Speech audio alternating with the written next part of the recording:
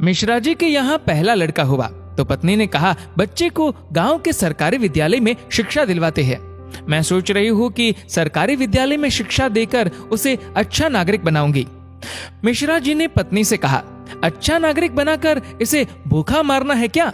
मैं इसे बड़ा अफसर बनाऊंगा ताकि जिंदगी में कामयाब बने। मिश्रा जी सरकारी बैंक में मैनेजर के पद पर थे।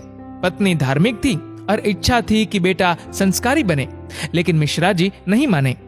दूसरा लड़का हुआ। पत्नी ने जिद की। मिश्रा जी इस बार भी ना माने। तीसरा लड़का हुआ। पत्नी ने फिर जिद की, लेकिन मिश्रा जी एक ही रट लगाते रहे, कहां से खाएगा, कैसे गुजारा करेगा, और इस बार भी नहीं माने। चौथा लड़का हुआ। इस बार पत्नी की जिद के आगे मिश्रा जी हार गए। अंततः उन्होंने उसे सरकारी विद्यालय में शिक्षा दीक्षा दिलवाने के लिए भेज ही दिया।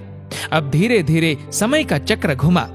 अब वो दिन आ गया जब बच्चे अपने पैरों पे मजबूती से खड़े हो गए।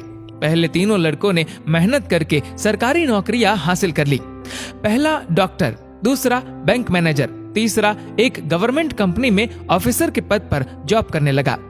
एक दिन की बात है, मिश्रा जी पत्नी से बोले, अरे भाग्यवान, देखा मेरे तीनों होनहार बेटे सरकारी पदों पे लग गए ना, अच्छी कमाई भी कर रहे हैं। तीनों की जिंदगी तो अब सेट हो गई, कोई चिंता नहीं रहेगी अब इन तीनों को। लेकिन अफसोस, मेरा सबसे छोटा बेटा संस्कारी बनकर पास ही के विद्यालय में नौकरी कर गांव में ही खेती को संभाल रहा है।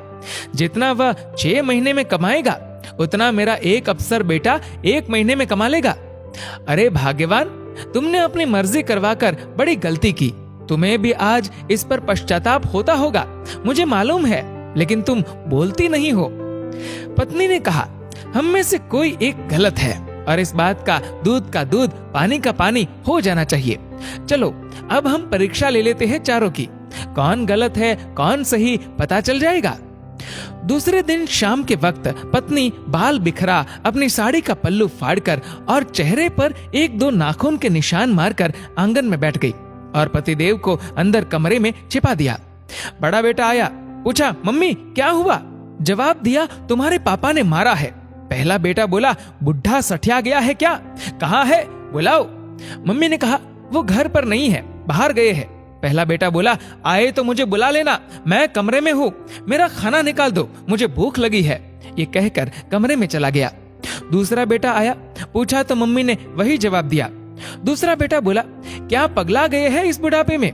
उनसे कहना चुपचाप अपनी बची कुची जिंदगी गुजार ले। आए तो मुझे बुला लेना, और मैं खाना खाकर आया हूँ, सोना है मुझे। अगर आए तो मुझे अभी मत जगाना, सुबह खबर लेता हूँ उनकी। ये कहकर वो भी अपने कमरे में चला गया। तीसरा बेटा आया। वजह पता चलते ही वो तो आग बबूला हो गया।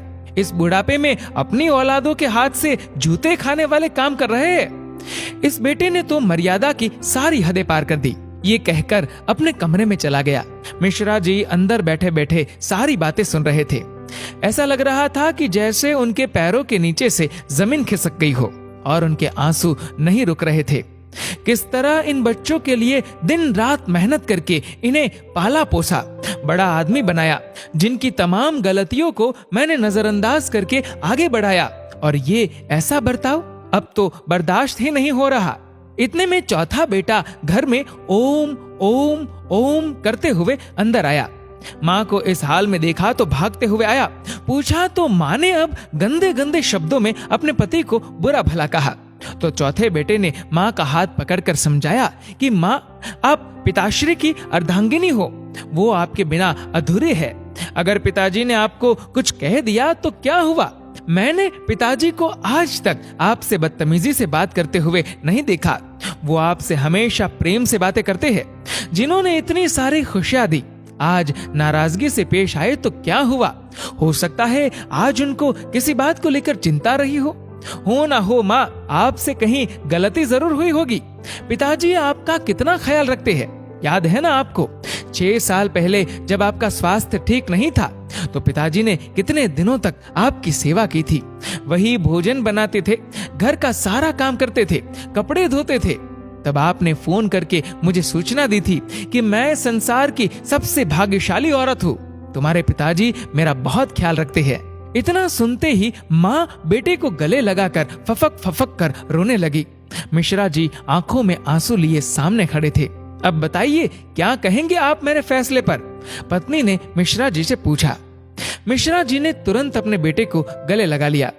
मिश्रा जी की धर्म पत्नी ने कहा, यह शिक्षा इंग्लिश मीडियम स्कूलों में नहीं दी जाती। ये शिक्षा तो परिवार के व्यवहार व संस्कारों से मिलती है।